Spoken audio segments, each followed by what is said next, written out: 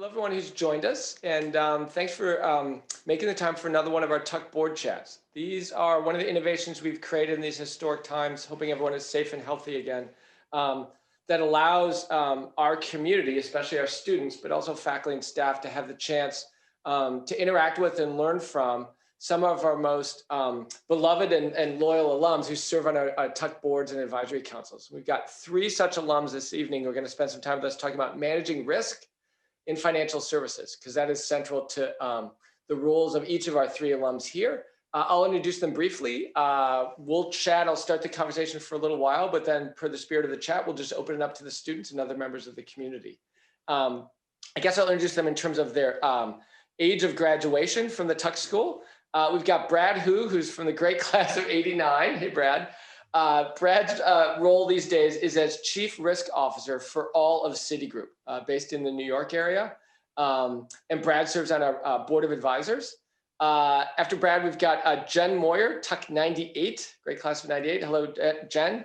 Jen is the Chief Administrative Officer for White Mountains Insurance Group. Jen, if we were traveling, metaphorically would have traveled the least distance, because I think she's joining us from home in Norwich. Those of you in the Tuck community who don't know, White Mountains offices are in Hanover on Main Street, which is great. But Jen joined them a year or 2 ago after having spent about 20-ish years with Goldman Sachs, many of which before then in Hong Kong. So it was a wonderful life transition she might talk a little bit about from Hong Kong with her Tuck husband and children back to the Upper Valley. And then part of the great class of 2000, Jose Minaya. Hello, Jose. Who is the Chief Executive Officer of Nuveen Investments, and Nuveen is part of TIAA. And Jose and his wife, who's also a Tuck grad, live in North Carolina, which they're joining us from. So Brad, Jen, Jose, thanks for joining us. And why don't we start the conversation? The topic of managing risk in financial services we could think about in many different ways, but let's take an external focus first. And I'm wondering if each of you could speak, and maybe we'll go in the order I introduced everyone. So maybe Brad, you could start. Help us understand how your organization looks externally at risk in the global economy, in global capital markets, and how that interacts with how your firms have been doing during the time of the pandemic. And maybe we'll start with Brad. Sure, Matt. First of all, it's great to be here, and I thank you for this opportunity, and thank you for all the Tuck people that joined pretty late your evening. So from a city perspective, we obviously spend a lot of time on risk management. It's one of the critical functions inside of large banks. We have over almost 4,000 people in risk management that actually oversee all the risks, from credit risk, credit card risk, consumer risk, all the operational risks, as well as market risk. And I will say, just from an external perspective, going into this crisis, this crisis is probably the most significant crisis that most people will have seen. We have a lot of experienced professionals that's lived through a couple of crises, but this one is quite unique just by the global scale of it and how it's affected global demand around the world. I will say a couple of things. One is, risk management doesn't happen when you're in a crisis. Actually, all the real work is done in the 5 or 6 years leading up to the crisis. And the firms that do well are those that prepare themselves well. So we spend a lot of time in the years after the global financial crisis really trying to diversify our portfolios, really understand our risk, to set risk appetite for all of our exposures, making sure we have all of the risks captured, understood, and thought through. I think, knock on wood, I think all of the large banks pretty much have done well living through this very significant crisis. And it's really a testament to all the work done before going into it. And the other thing I will say is we've gotten a lot of help, which is anybody that had seen the extraordinary action from the Federal Reserve, it's really been remarkable. They're kind of all in. I actually sit on a Fed advisory roundtable, and I was very involved with the Fed in some of the design of the lending programs and the liquidity programs they have. One thing that struck me was just early on how quickly they adapted and rolled these out.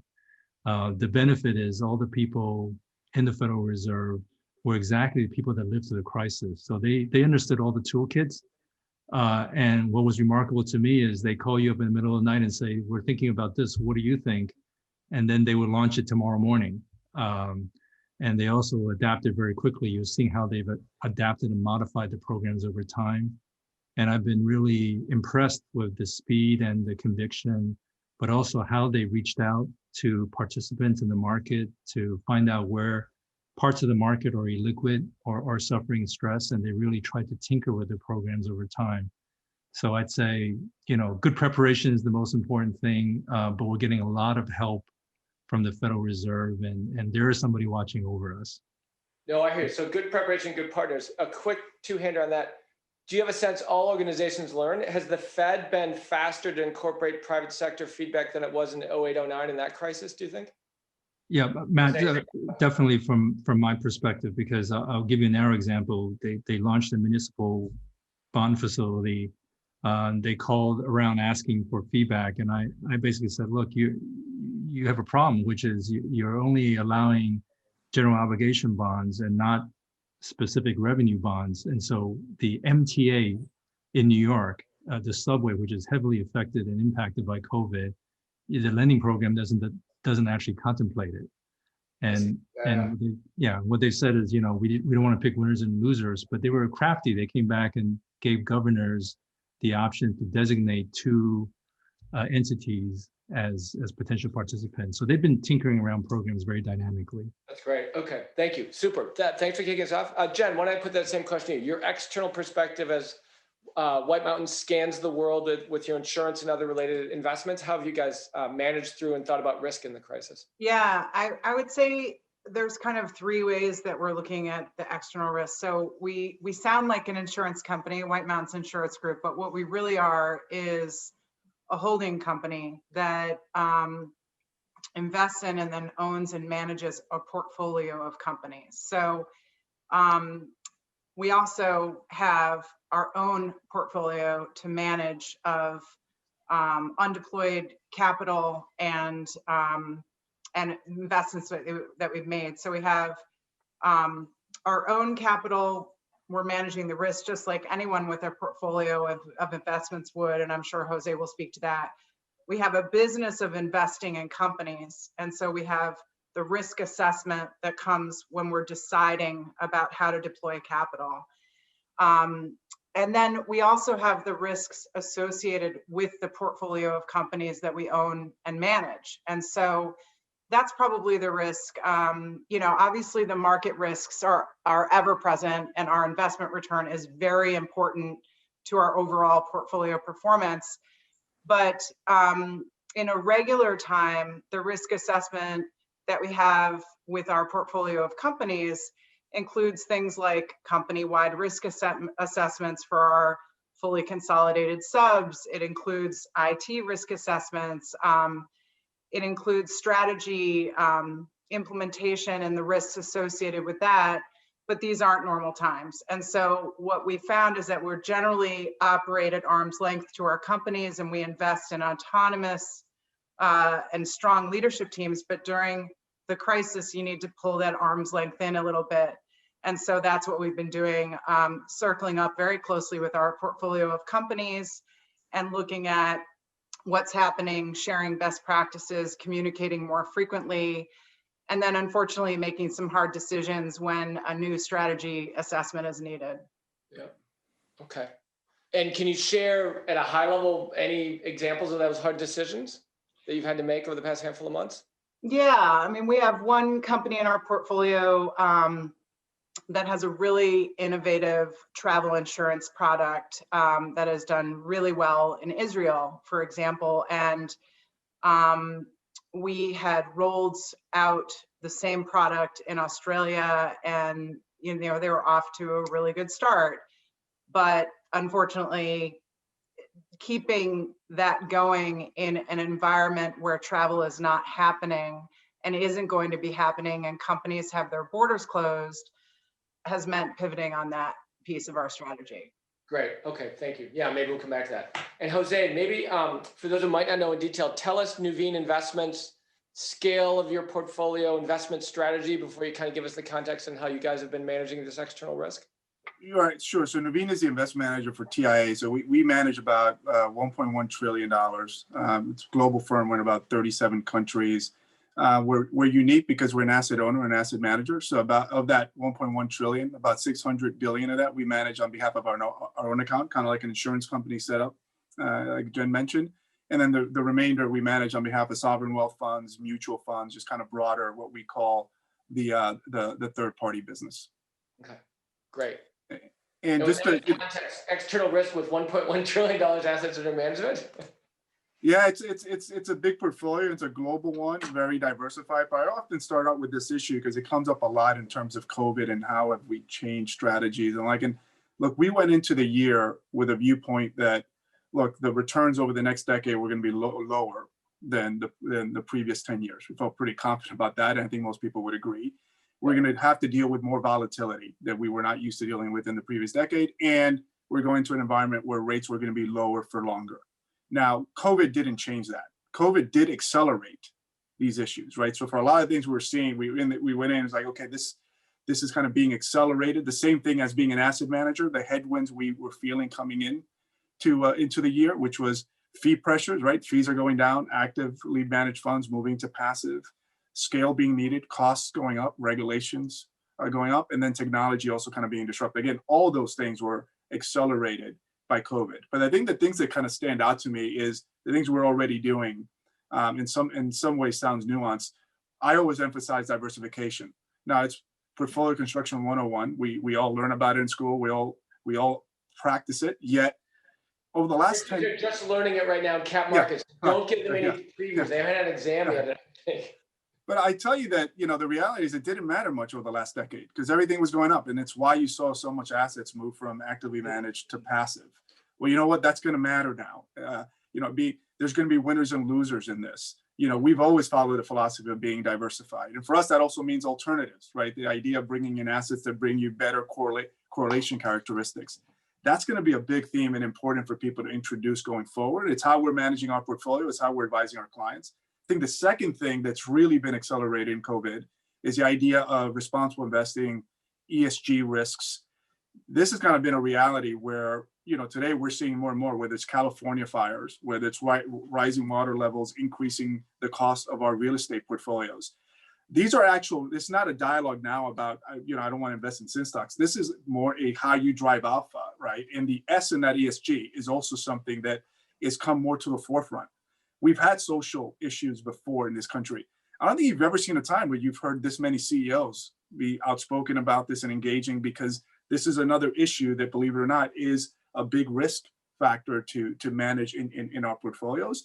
And then lastly, I would say, and how we think about this is without question, and I think Brad touched on this is unprecedented time. And as a matter of fact, where we felt that in the massive redemptions in munis, and I know Brad's, or in Citigroup, they're one of the largest agents on it. We spend many times talking to his folks, and as he said, those nights talking to the Fed and seeing how quickly and dynamically this was happening, as by the minute, by the week.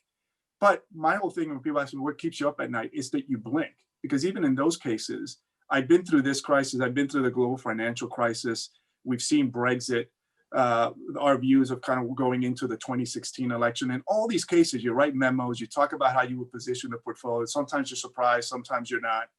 But at the end of the day, it all comes right back to the fundamentals. And it's like, you don't blink, you don't kind of do something abrupt, because it comes back to, are you the right security selection? It's about cash flows. It's about value. It's about diversification. That's not changed, right? And I think the good thing about this crisis, unlike the global financial crisis, we know how it ends. We know it ends sometimes. And to the point that Brad was making earlier, I think we've learned from the GFC in terms of how to provide stimulus into this particular pandemic. So I'm very optimistic. I think the world will change coming out of it, but I'm very optimistic of kind of where we're trending right now. Thank you. And I like that phrase. I think, yes, we don't know when or how, but there's a sense that science will allow us to end this pandemic like others have been ended. Whereas in the trough of a financial crisis in late 08, 09, it was less clear kind of what was going to happen with capital markets. So that distinction, actually, I like that as a Tigger. I appreciate that. So let me bring it back around, and we can go around again. I want us to change the focus now. Thank you. It was a great overview for which people may have follow-on questions on the external risk perspective and how you manage that for the world. I'm wondering if each of you could speak a little bit, because you have important leadership roles inside each of your organizations, about risk at the level of your firms. How have you been managing risk, not kind of external and global capital markets vis-a-vis your firm, but internally in terms of how's your strategy, how's the culture, how are your colleagues? I wonder if you could speak a little bit about risk management internal to your organizations. And Brad, maybe I'll start with you on that again. Sure, Matt. I think the first thing is everything that we had thought about continuity of business, we kind of threw out the window. We were surprised. So in the Fed stress test, had you ever thought about a pandemic? Actually, that thought was in my mind. And yeah. So the answer is no. And in fact, when I talked to my large bank peers, almost no one had global pandemic, even though it's been written about in a lot of literature, right? In resilience literature and obviously in climate change and others. I'll say a couple of things, which is we surprise ourselves on how effectively we're actually able to work in a work from home environment. I think to have 250,000 people work remote was an unknown, to be honest. We never tested that kind of capacity, but to be able to do that has been remarkable. And we were surprised because what we found is that people actually are working harder, because when you can actually track when people are online or not, what we found is that the vast majority of the people were working harder than they ever have, because in essence, the commute time got turned into work time. And the downside of that is the enormous stress on people. Yeah. And we were very focused on, we have regular surveys and health checks with people. We're very worried about mental health and just the continued stress working in this environment. And with winter months approaching, we're quite concerned about how the reaction will be when people can't work outside as easily in the Northeast.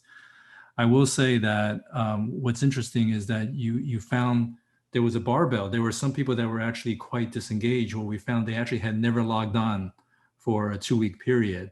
And that was important for us because obviously people had personal situations that they had to deal with. So we actually helped work and give them assistance, because a lot of them had, childcare, other issues to deal with. And so it was very useful to have that information.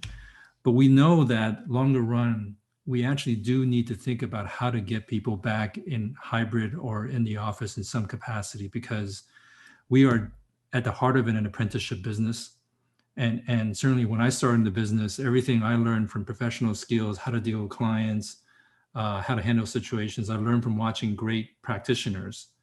And the hard part is we're still hiring at sort of the normal pace, but the concern is that the people that we've onboarded, they don't have that same connection because you don't have that many people in the office. So it's one of the longer term issues that we're dealing with, which is even though we've done well in the work from home and the efficiency and effectiveness seems to be good, we're worried about the longer term impact of just instituting that culture of partnership, working, and the apprenticeship nature of it is something that we're all struggling with, Matt.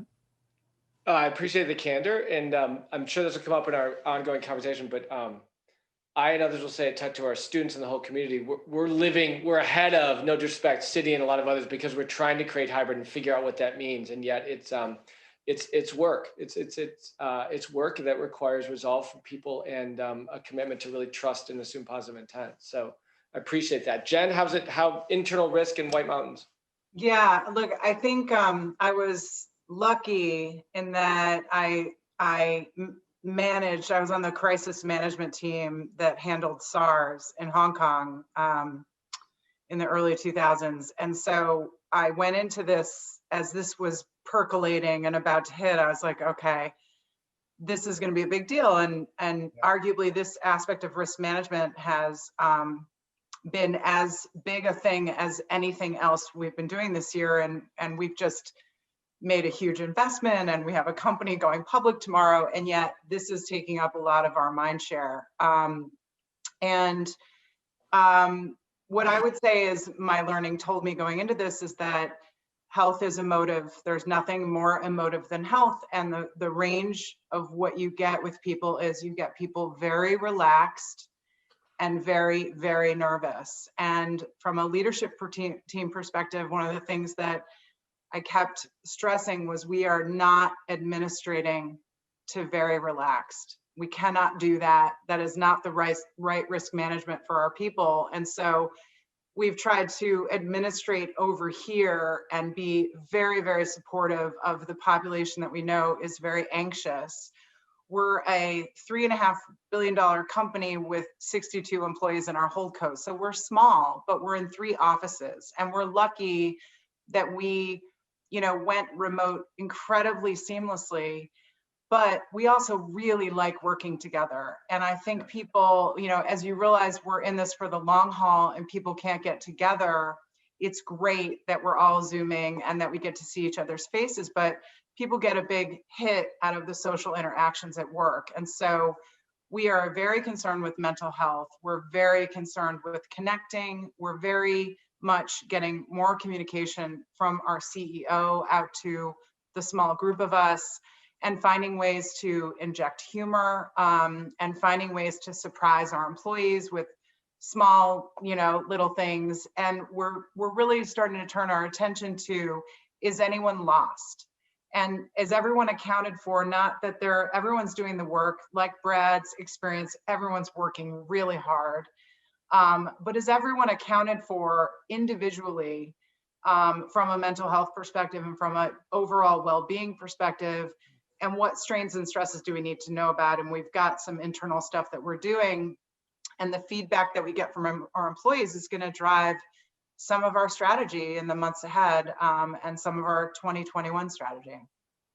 Yeah, it's a short, but it's a poignant question of, is anyone lost? I get it, the separation, and then let alone inside the holding companies. So I heard a common theme with Brad on mental health, especially. So I appreciate that. And Jose, tell us about internal risk in Nuveen. Sure. Jen mentioned something that really kind of stood out to me, is that the mind share thing. Because let me tell you, there was a point, March through April, part of May, where it was like from first thing in the morning dealing with global operations to late at night. This was all you really focus on, really, was on the internal part. Because like I said, the external side, we know how to do that, and you've got the tools. We were dealing with something unprecedented. And then I think it goes back to something that Brad mentioned, which is, look, where we were one of the first firms in New York and really announced globally that we were going to take all 15,000 plus employees and we were going to be working from home for the foreseeable future, and then said very quickly, we'll not be coming back this year. And there is that hold your breath moment, because we all have these contingency plans for it, but you can imagine on those calls, and the executive committee was meeting probably 2-3 times a day, every day, including the weekends.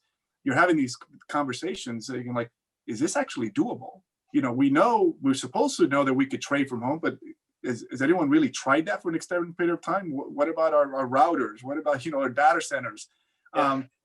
All these things are coming into play, and you held your breath and said, well, it's about valuing our people. It doesn't make sense to be in the office. We're going to make this call, and we're going to do it, and do it quickly. Now, there were a lot of positives that came out of this, because one, we're fortunate in financial services that what we found was, yes, we can work from home pretty seamlessly, operationally, that is. Yes, we dealt with some operational errors and things that, especially in a highly more volatile time, sometimes can get more pronounced, but generally that work from home environment really worked. But I think what came out of that was the need to then say, well, now we're working from home. From a business perspective, how do we engage our clients? We quickly moved and really probably accelerated our digital capabilities in what would have taken us 5 years to do, because it was a prerogative. How do we do due diligence? There were a lot of finals that we were involved in. How do we kind of reach out to our clients in a time where they're also concerned? And we had our highest level of engagement with clients, and kind of using technology to kind of move forward. And I think that's now going to change how we do business going forward. Then it's our people, right?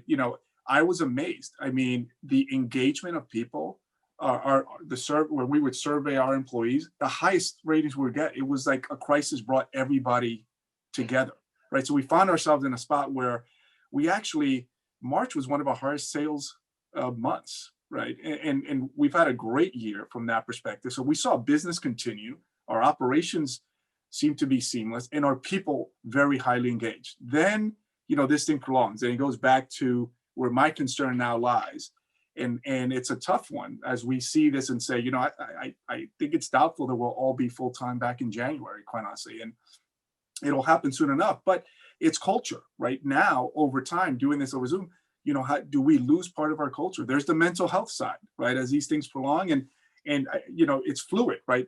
One day you weren't even thinking about, well, what about back to school, and different families dealing with very different issues. And then being a global firm, the situation as it was playing out in China, in Singapore, and Hong Kong, very different from New York, Chicago, North Carolina.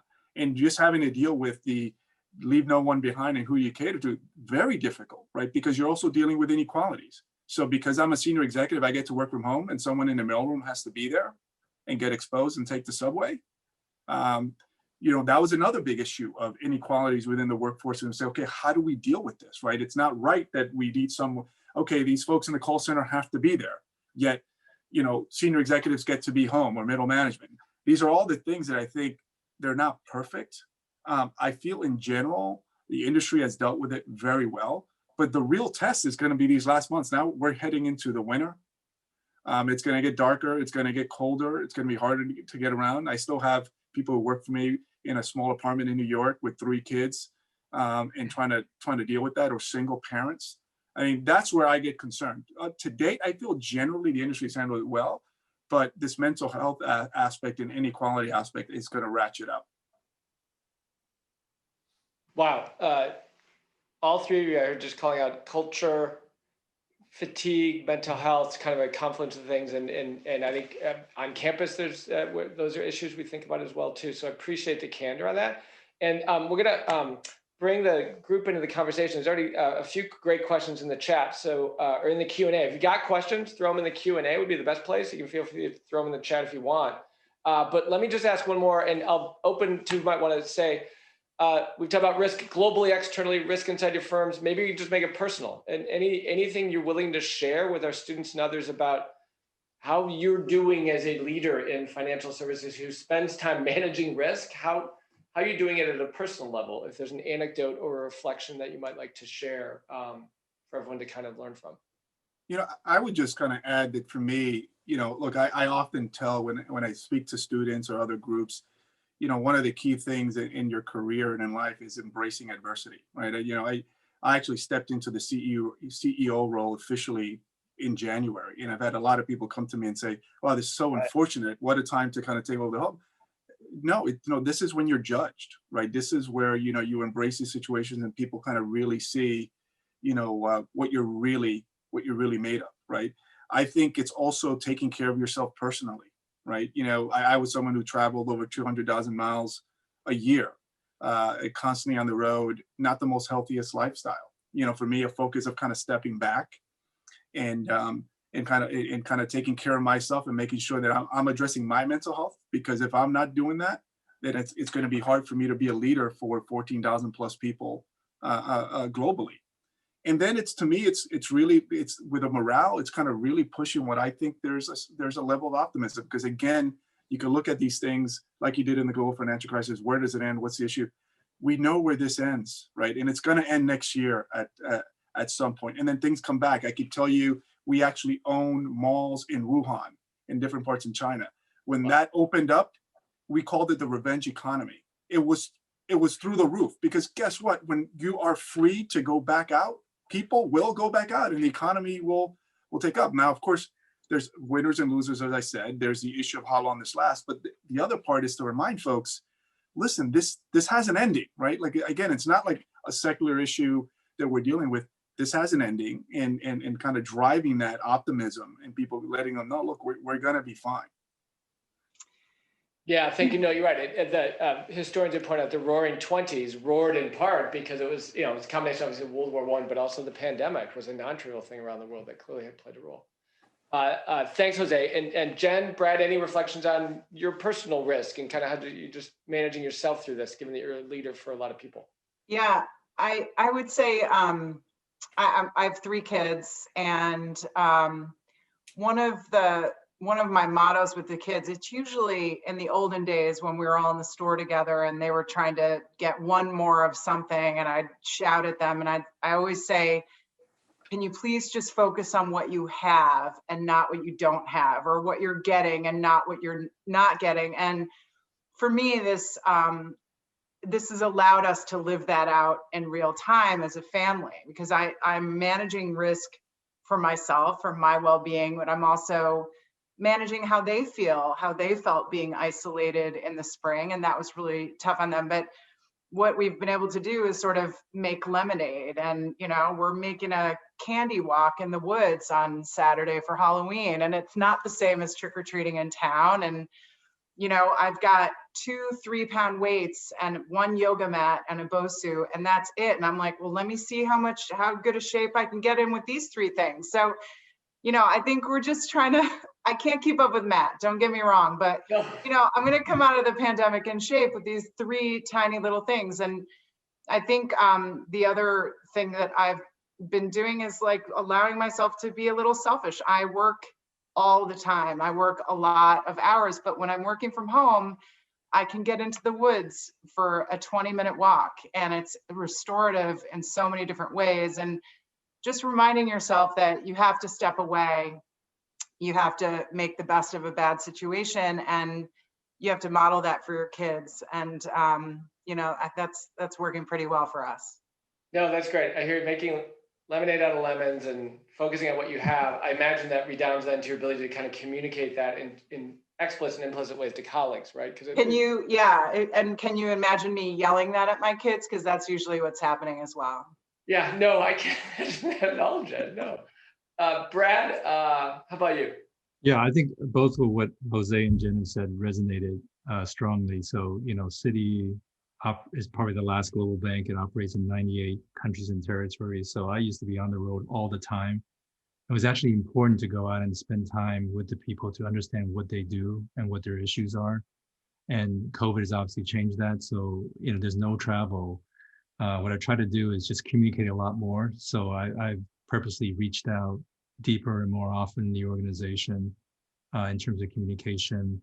I've also done kind of these virtual visits where you kind of set up a parcel of time, Asia time, where you actually meet the people you would have except on Zoom, and you try to have a couple of group calls. It's not perfect, but there's a real premium communication because people want to stay connected and understand direction and to hear your views on a variety of things, and also just to hear your optimism. I think that point is really important. The personal side has actually had some upside because instead of rushing on the commute, I go out for a run every morning. I run 5 miles every day.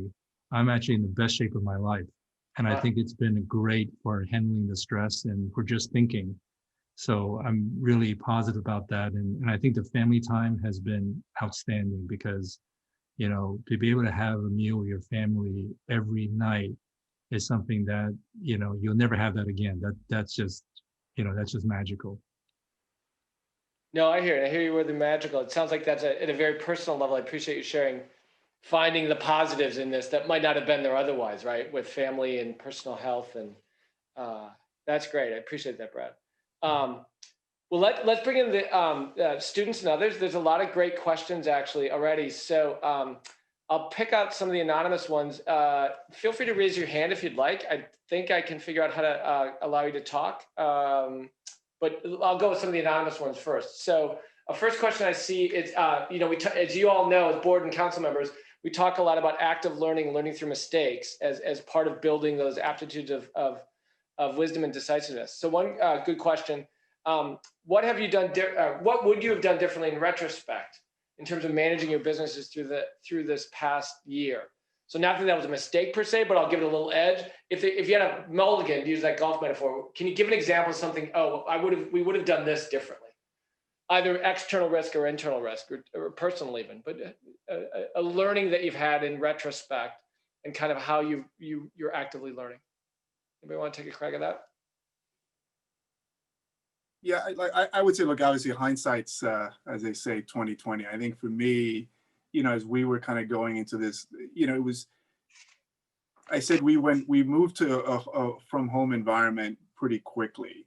But it was that refusal to kind of believe that we were going to be in this environment, call it, for the remainder of the year or for the next 12 months. And we continued to run our business with, okay, here it is March, but you know what? We've got a big client conference in Japan, in Tokyo, in June and July. And of course, let's keep planning for that and do these things. And, I sit back going like, that was ridiculous, right? We really should have started planning a lot quicker for this is going to be here for the long term. And I think, Jen mentioned this again on the mind share side, there's a way to overdo this too. And I think we found ourselves kind of going to having a meeting every single day, going over these issues, which at some point is even depressing, right? And you get to this point where you say, okay, folks, you know what? We don't need to be meeting anymore. Let's get back to work. Let's get back to business. Some folks are doing their jobs over here. Let them do it. We don't have to go through these daily reports every day and kind of where the spikes and all these things. And I think some of these things we let on go too long and kind of remember that these things happen. The quicker you get back to business, the better. Yeah, that's great, Jose. So thank you. So a little more cancellation, a little bit fewer all hands on deck meetings is kind of what I heard early on. Jen, Brad, a learning kind of when you look back, like we would have fine tuned this way. It's very similar to Jose. I planned, replanned, and replanned no fewer than 4 large external type of events this year. And in retrospect, it seems perfectly ridiculous. And I'm a planner, but that was not enjoyable because I never got the hit of getting some of those things done. Yeah. And we finally got smart about it. So I think but look, hindsight is 2020. And I think there was a lot of hope and uncertainty and a knowledge build that we were all going through at the time that it seemed like the right thing to do. And, but we wouldn't do it now. So we have had that learning and we're making those decisions a lot earlier because it's not resource effective. Yep. Okay. Got it. Yep. Perfectly ridiculous. Yeah, so I think very similar, which is we probably overplanned. and at the beginning, we were too sanguine. We were still trying to get our big group meetings together and client meetings together. And that was wildly optimistic in hindsight. And the tail end, we probably thought this thing would be over sooner. So we were planning return to office and we're not at that stage given the science and the data. But I think those are probably the takeaways. I think the one mistake we made was we had done a survey of just which people want to go back to the office when things were improving. And we recognized there were people that didn't have good homework environments or didn't have internet, a bunch of other reasons. It was done on a non-anonymous basis because we wanted to plot out seats and make sure there were safe configurations. And then what we found was that we had a very positive response rate of 30% of people wanted to go back to the office, and it was a stunning number. And then when you actually talk to the people, they said, well, we thought it would be disloyal if we actually said we didn't want to come back to the office. And we had to basically come out with a high level message, say, look, I'm sorry, nobody's going to be asked to go back if you're not comfortable from a health and safety perspective. We were just doing space planning, but that caused people to just react in a very human way. And we just didn't think that hard about it. That was a real mistake on our part. No, I appreciate the candor on all these, Brad, that one especially. And I guess the symmetry of this, I'm wondering, and I'll just throw it out, anybody can take a quick crack at it.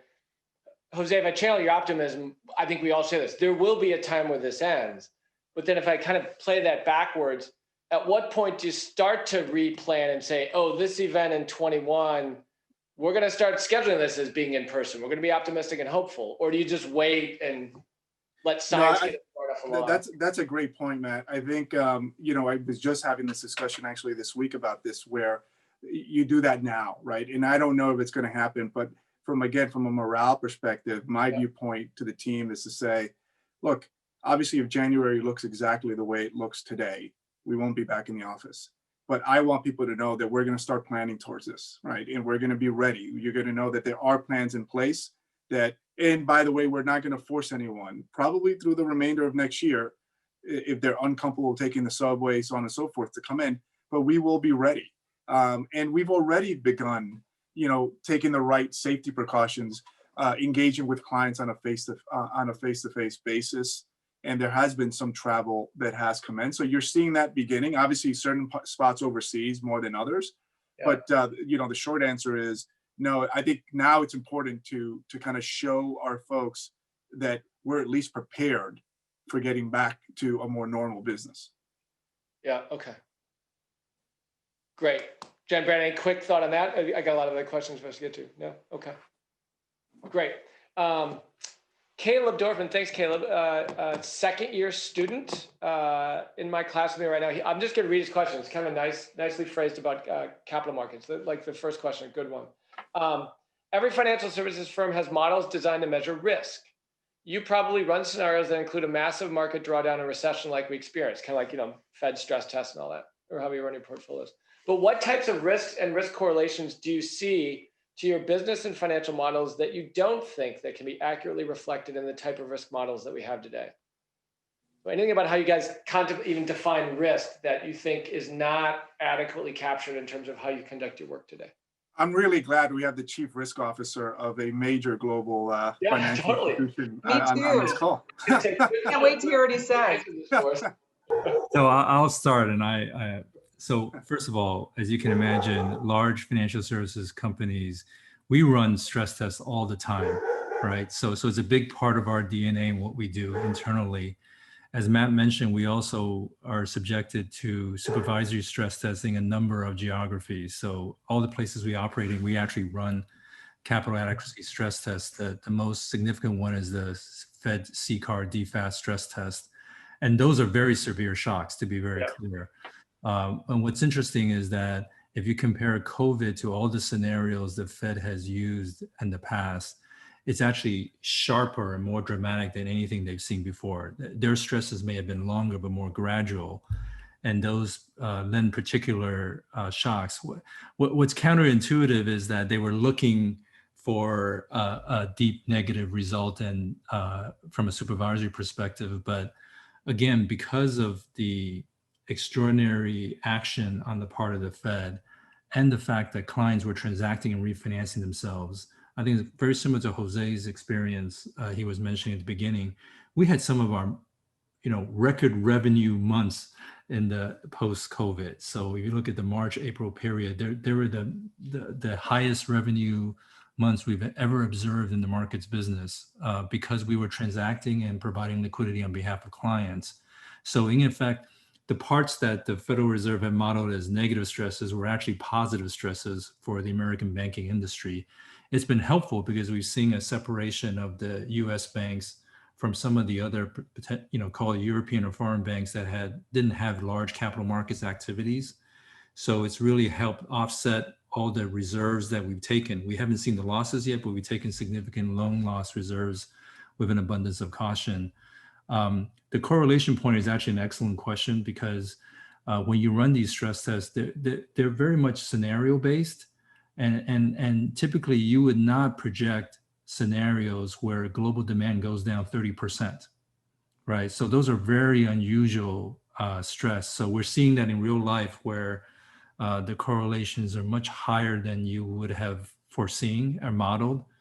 I think what's comforting is that we've lived through this and our capital ratios are actually above where they were going into the crisis, and our liquidity is abundant. So I think I'd say again, all the work that the entire financial system has done with leadership from the good supervisory regulation have helped the banks to have stronger capital ratios and liquidity ratios. So we were really in good shape coming into the crisis.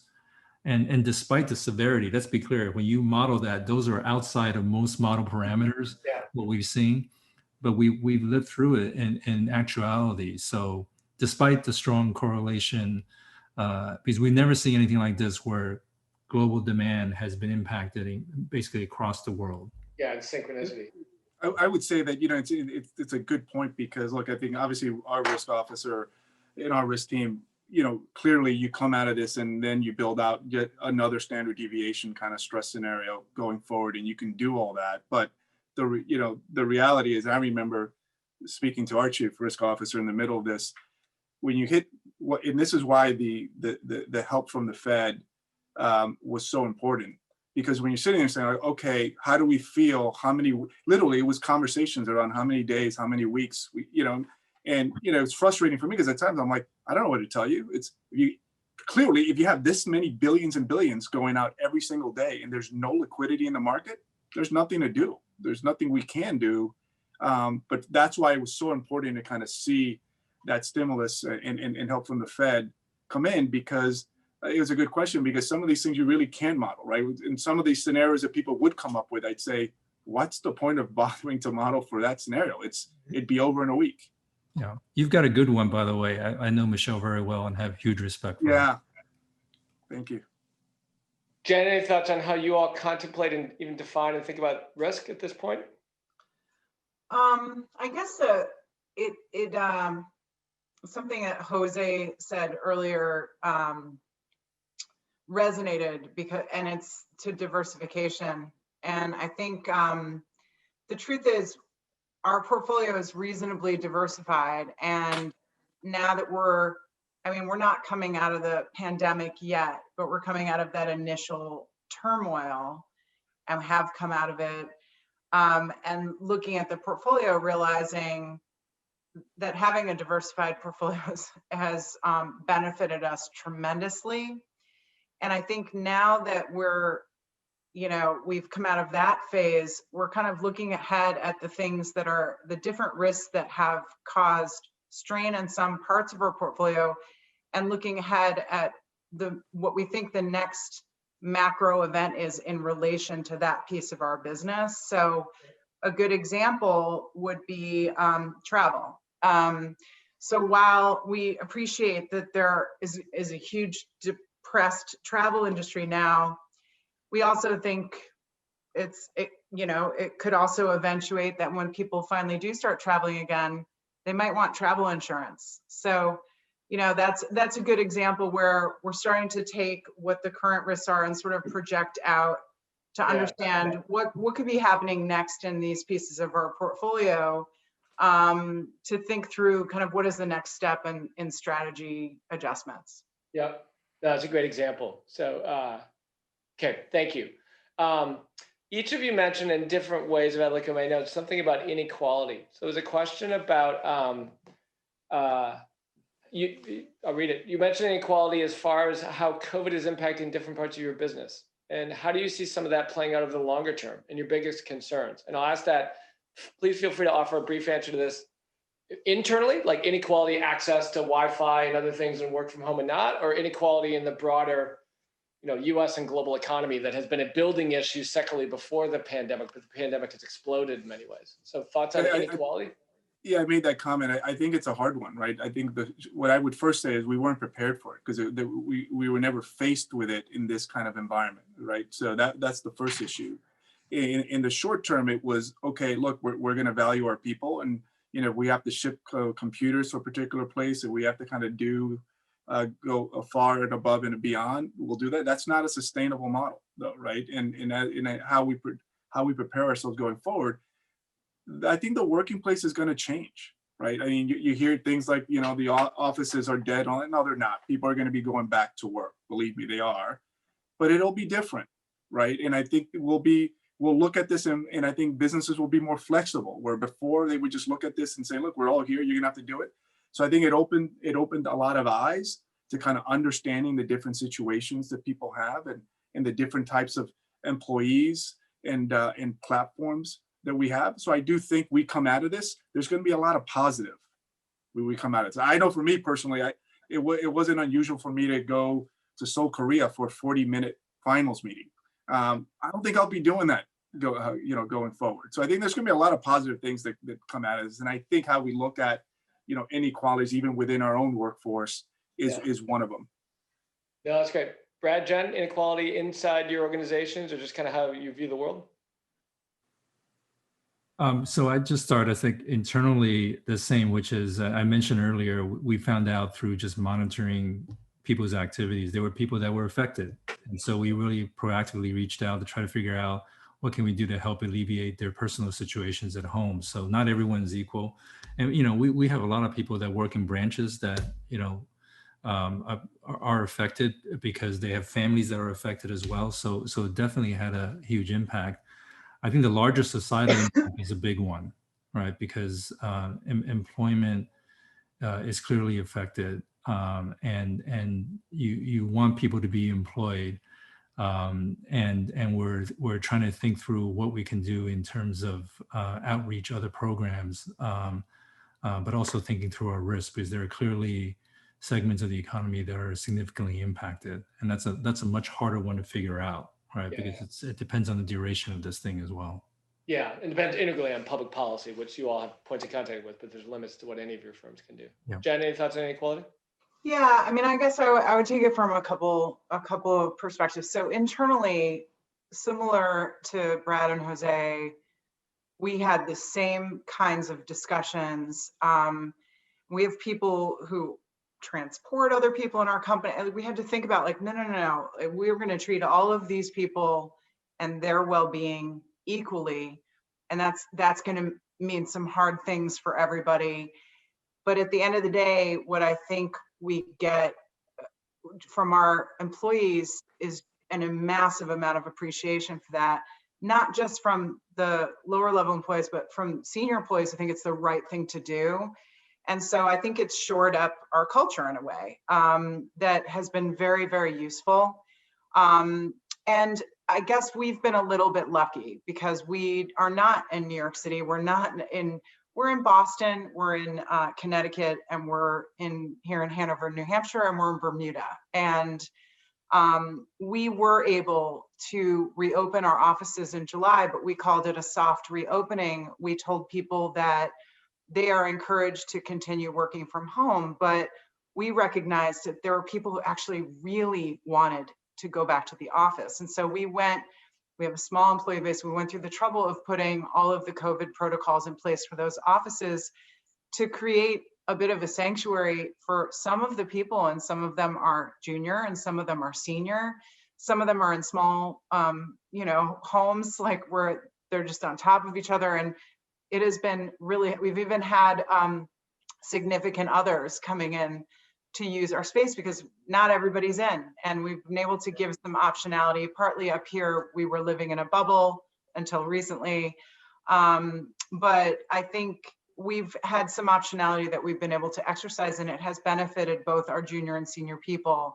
And we're gonna let that ride. And work from home is changed for good, and I think we were down 20 yards down the field, and like we're in the end zone now. Like it's not, the stigma around it is erased, and we're going to be able to utilize that to our advantage going forward, even when the pandemic passes.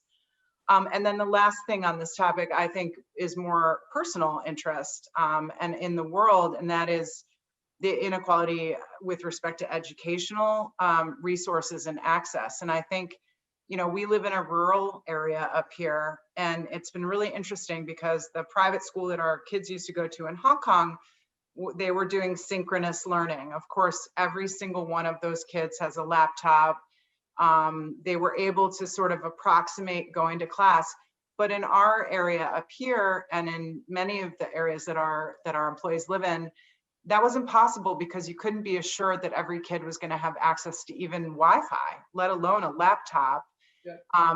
There is socioeconomic disparity when you're going to public schools. And so I think the community's focus and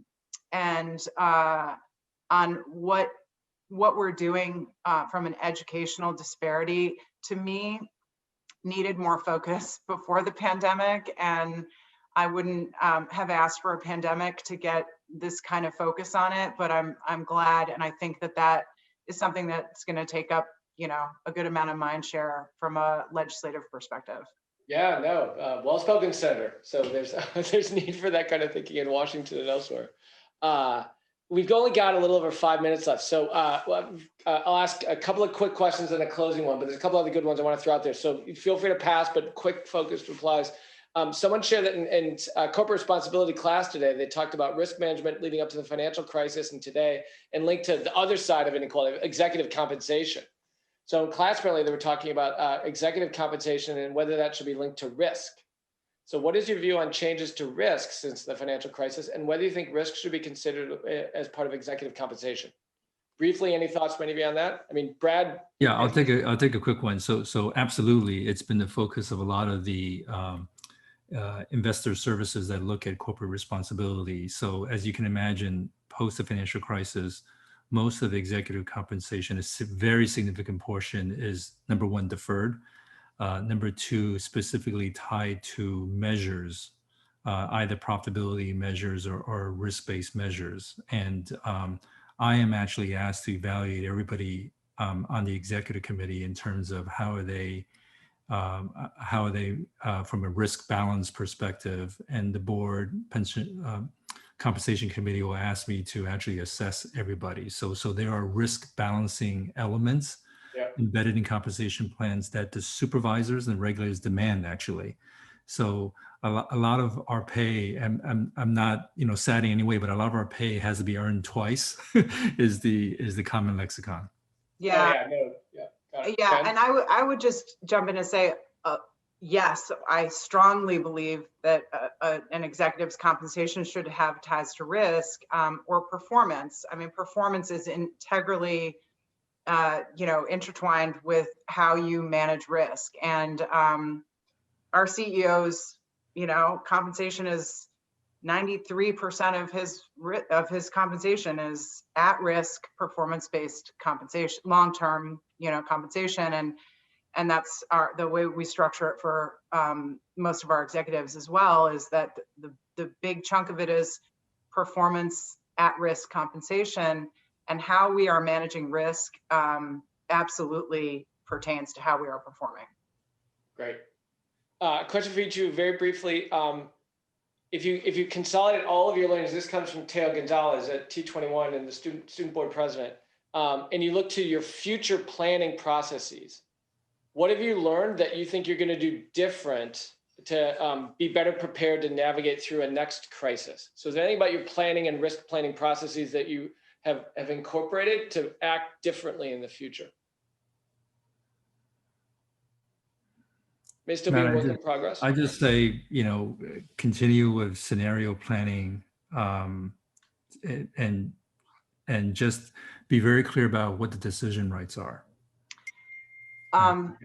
Yeah, I would say that you have to, the nice thing about being old is that you've already gone through multiple crises. We've all worked through periods of time where it seemed like the world was ending, that our banks were going under, that we weren't going to even make it to tomorrow.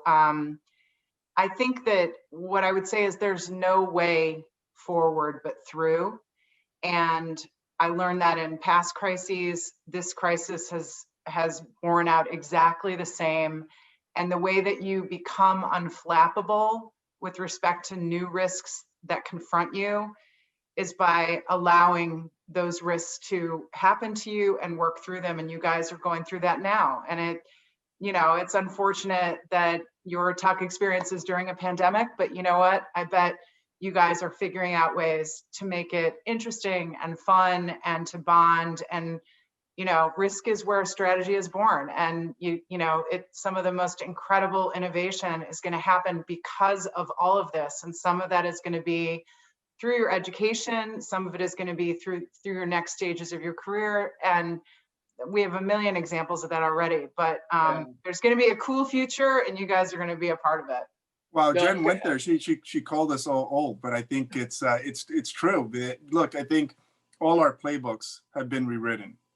And guess what? It'll happen again. It'll get rewritten again. And you learn from it, you get better on it, but it'll be rewritten again. And I go back to, I always say what keeps me up at night is that we blink, because you can rewrite playbooks, but every single crisis, it's about the same things. It's the fundamentals. It's kind of, keeping your cool, thinking to the long term.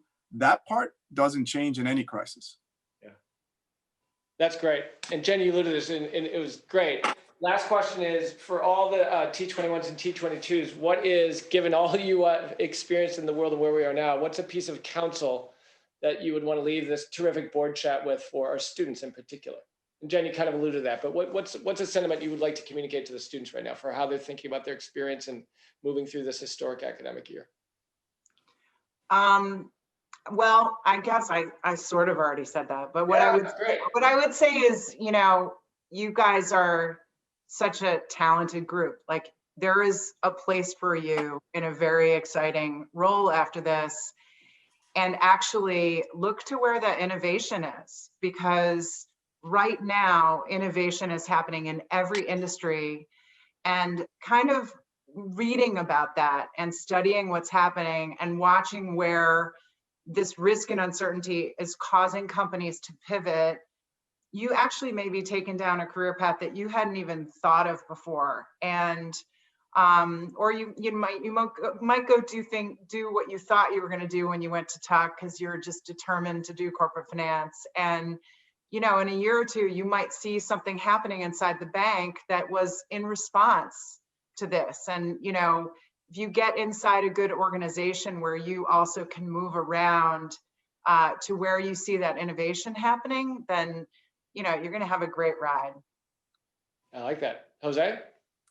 Yeah, look, I would say I could definitively say that all the Tuck students are some of the most fortunate people on the planet, right?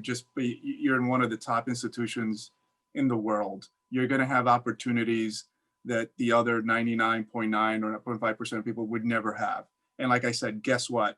This is a blip.